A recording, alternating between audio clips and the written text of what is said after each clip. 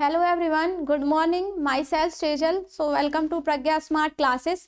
हम सभी प्रश्न बैंक सीरीज को कंप्लीट कर रहे हैं, है ना। सो उसी हिसाब से हमारे 11th बायोलॉजी में हम लोगों ने एक नया चैप्टर शुरू करा था, यानी कि अध्याय 6, हमारी दूसरी यूनिट का अध्याय नंबर 6, जिसमें था पुष्पी पादपों का शरीर। क्या था? पुष्पी पादपों का शरीर। इसको हम लोगों ने स्टार्ट किया हुआ था, है ना।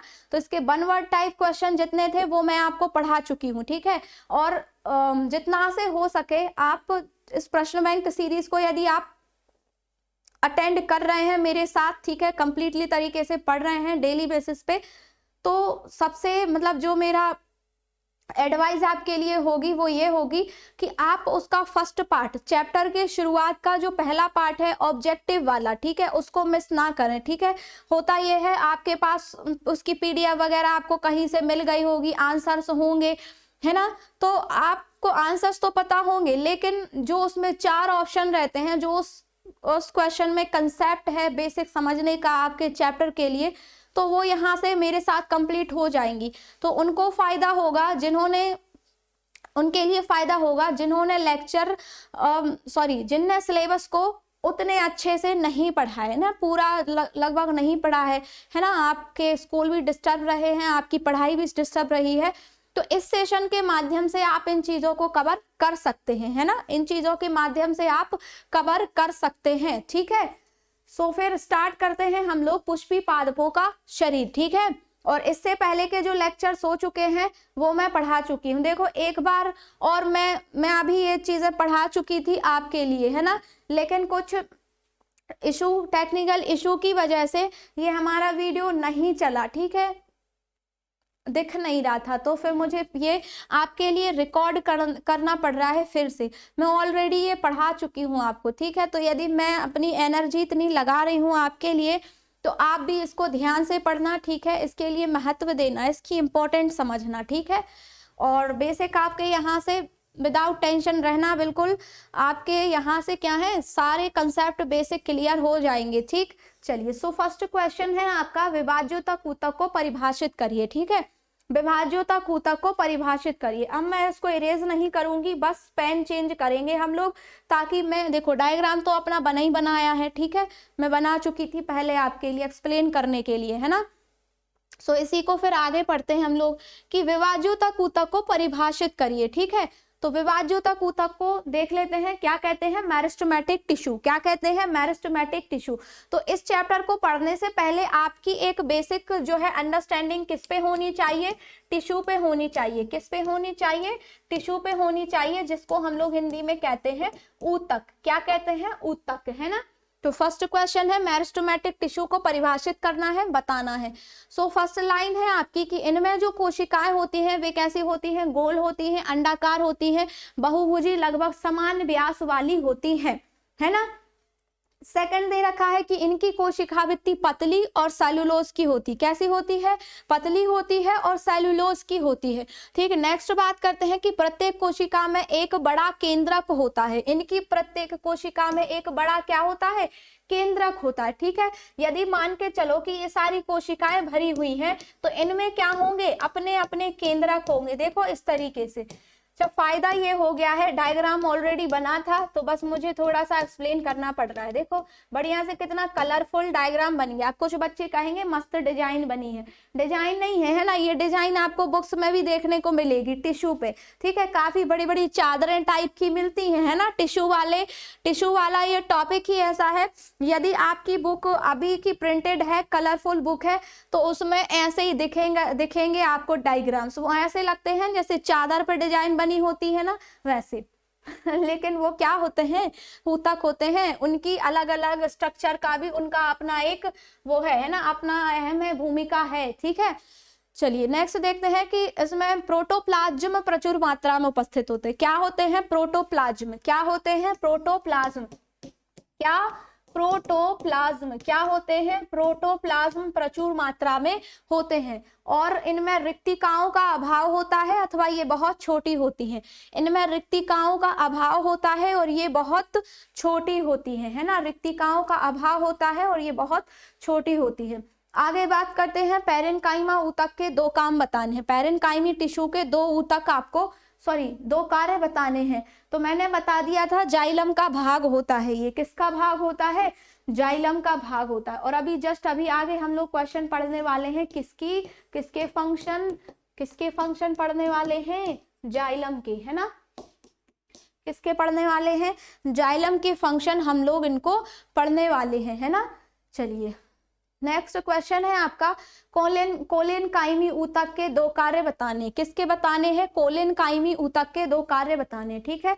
तो हम लोग पढ़ लेते हैं फटाफट से इनको, ठीक है, ताकि आपका लॉस ना हो, है ना।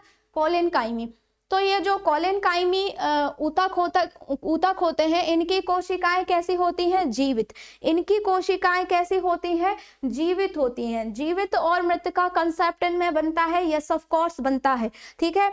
क्यों, जब आप पढ़ते हो मृदूतक यानी कि मृत ऊतक, ठीक है, तो उनमें जो कोशिकाएं होती हैं वो कैसी होती हैं, डेड सेल्स होती हैं। उनमें कैसी कोशिकाएं होती हैं, डेड सेल्स। तो यहाँ पे जीवित और मृत का कॉन्सेप्ट बनता है ना। चलिए अब बात करते हैं कि इस ऊतक की कोशिकाएं जीवित होती हैं, जीव द्रव्य रिक्तिका युक्त होती है। कैसी होती है, जीव द्रव्य रिक्तिका युक्त होती है। नेक्स्ट बात करते हैं कि इनमें अंतर कोशिकीय स्थान यानी कि इंटरसेल्यूलर स्पेस नहीं होता, ठीक है, इंटरसेल्यूलर स्पेस नहीं होता। अब इंटरसेल्यूलर स्पेस समझाऊं क्या, वो ये होगा जैसे कि आपने देखा कि ये ऊतक है, अच्छा यहाँ हौज पौज हो जाएगा, आगे देखते हैं, ठीक है, यहाँ देखते हैं, ठीक है, यहाँ स्पेस है काफी अच्छा खासा, स्लाइड खाली है, मैं बता देती हूँ, ठीक है। इंटरसेल्यूलर स्पेस क्या होंगे, ठीक है, पेन चेंज कर लिया जाए। इंटरसेल्यूलर स्पेस, जैसे आपने देखा कि ये सेल्स बनी हुई है, ठीक है, आपने देखा कि ये सेल्स हैं, ठीक है, इंटरसेल्यूलर स्पेस, ठीक। आपने कुछ ये देखा कोई टिश्यू है, उसमें ये सेल्स भरी पड़ी हुई है, ठीक है। तो इनके बीच का ये जो मीडियम बीच वाला गैप होता है ना, इनका ये जो गैप, यही क्या कहलाता है, अंतराकोशिकीय अवकाश, जिसको कहते हैं इंटरसेल्यूलर स्पेस, ठीक है। तो वही चीज बोली गई है प्रेजेंट की और एब्सेंट की। तो किन्हीं में ये स्पेस एब्सेंट होगा, नहीं होगा, यानी कि जस्ट इस स्ट्रक्चर की तरह होंगे, जो जस्ट अभी मैंने ये बनाया है एकदम सघन घना हुआ, ये ऐसे होगा। तो इनमें ज्यादातर आपको इंटरसेल्यूलर स्पेस नहीं दिखाई दे रहे हैं, ठीक है, इनमें आपको इंटरसेल्यूलर स्पेस नहीं दिखाई दे रहे हैं, ठीक है। अब नेक्स्ट बात करते हैं, किसको पढ़ रहे थे हम लोग, कोलेनकाइमी को ही पढ़ रहे थे। तो क्या आया कि इनमें अंतरकोशिकीय स्थान नहीं होते हैं, ठीक है, और सेल्यूलोज जमा होने के कारण कोशिकाएं कोणों पर स्थूलीय होती हैं। कैसी होती हैं, कोणों पर स्थूलीय होती हैं। लो कैमरा ऑफ हो गया।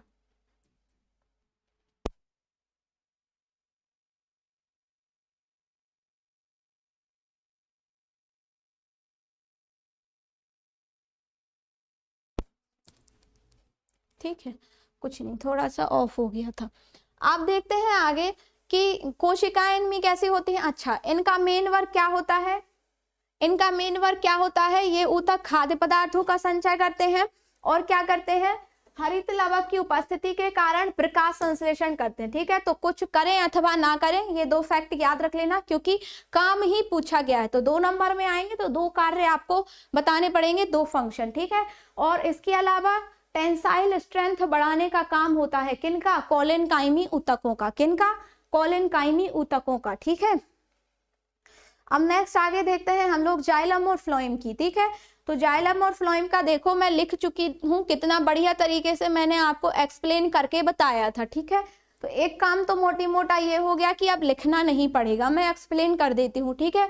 तो बात करते हैं जाइलम की। तो जाइलम आपको इस तरीके से भी लिखा आ सकता है एग्जाम में, इस तरीके से भी, हिंदी में दारू कहते हैं, फ्लोएम को हिंदी में बास्ट कहते हैं, ठीक है। 1 नंबर का क्वेश्चन आ जाए कि फ्लोएम ही क्या कहलाता है और बास्ट वगैरह और थोड़ी हिंदी से डिफिकल्ट से नाम दे दिए जाए तो आप बास्ट ऑप्शन में लगा सकते हैं ना। दूसरी बात करते हैं कि ये किसी भी पौधे के जड़ से जल और खनिज लवणों का अवशोषण करने का काम कौन करते हैं, जाइलम। और फ्लोएम क्या करते हैं, ये जो भोजन आया हुआ है ले जाया गया है किसके द्वारा, जाइलम के द्वारा। तो ये सारे प्लांट्स के पार्ट्स में इसको भेजने का काम कौन करता है, फ्लोएम करता है, दैट्स इट, ठीक है। इतना ही था हमारे चैप्टर में। और भी क्वेश्चंस हैं लाइक आपके रूट, स्टेम और लीफ पे, ठीक है। 3 जो एक रिदम में बोलने में हमारा आता है किसी भी प्लांट में, रूट, स्टेम एंड लीफ, ठीक है। तो यानी कि जड़, तना और पत्ती। अब इनके तीनों के ही 3 नंबर वाले मतलब आपके अंतर वाले क्वेश्चन बनेंगे, यानी कि मोनोकॉट और डाइकॉट पे, ठीक है।